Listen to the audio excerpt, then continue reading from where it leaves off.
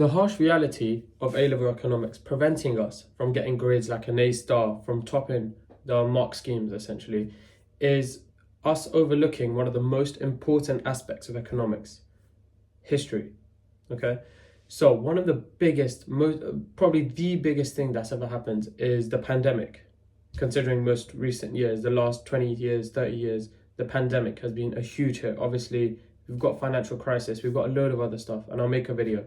But I'm going to focus this video based around the pandemic, before and after effect of the pandemic. And today, we are going to zoom in on that.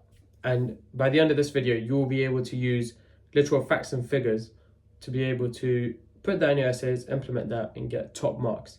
So without further ado, let's get into it. Okay, let's get straight into it. So first things first, interest rates. This is the cost of borrowing and the reward for saving. So obviously, it's got a massive impact on the economy and demand and just everything as a whole.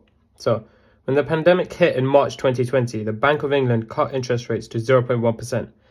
Over its entire history, this is the lowest rate it's ever been, the lowest. So this was a massive deal because following the 2008 financial crisis, interest rates stayed extremely low. This was for around 15 years. They've been rock bottom for around 15 years, if I'm not wrong.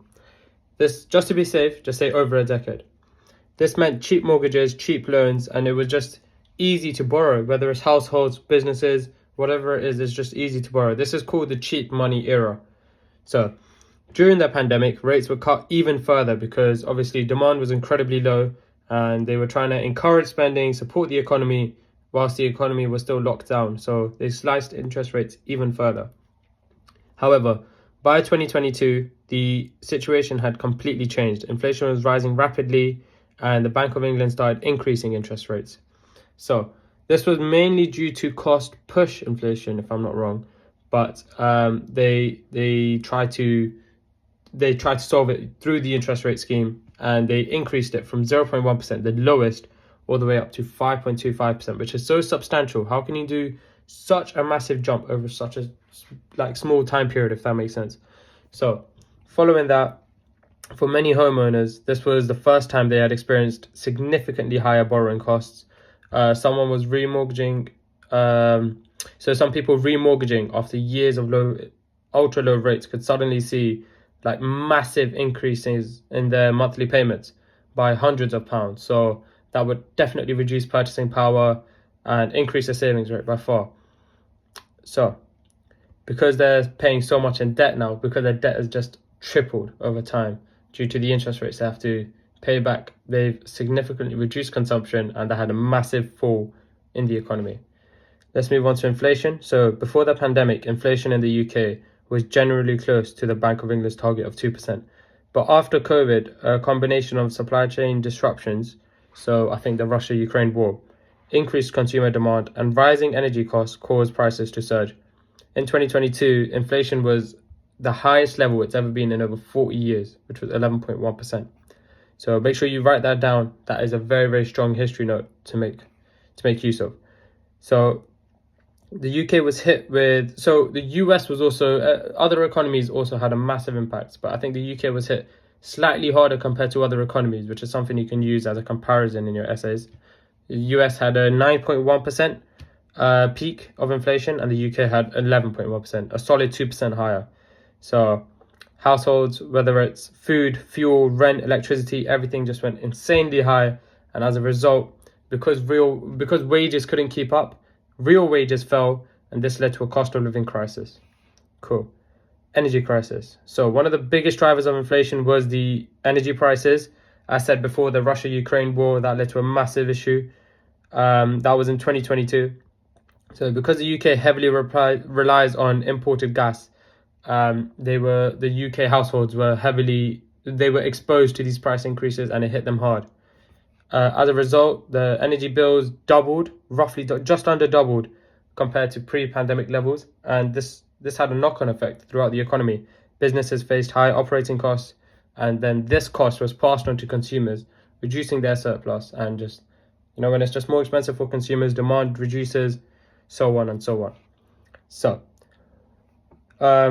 for many households, energy became one of the most visible symbols of the cost of living crisis. So if you want to write that one sentence down, that is a rough. That is a good finisher right there.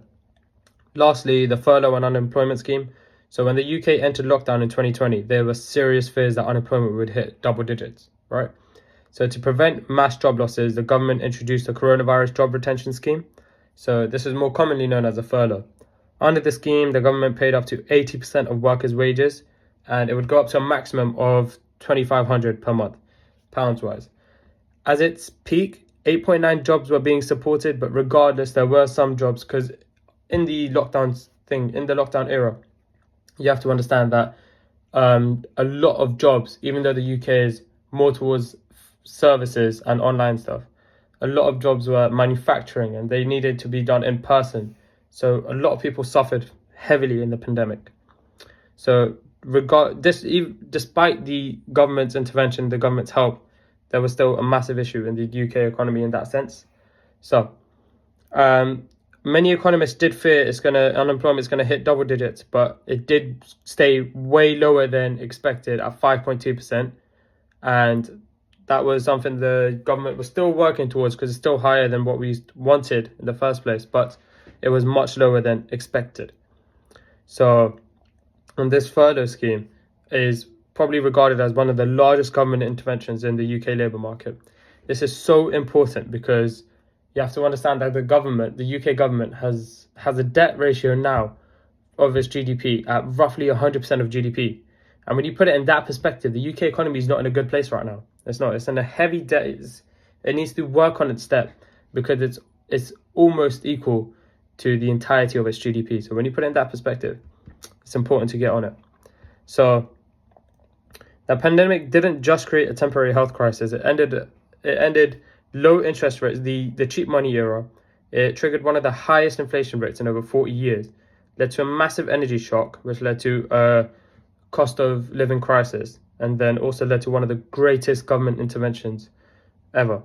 So when you take that into consideration, finish off saying these changes reshape the UK economy, and till date, they still somewhat affect the households. So bear that in mind and see if that helps.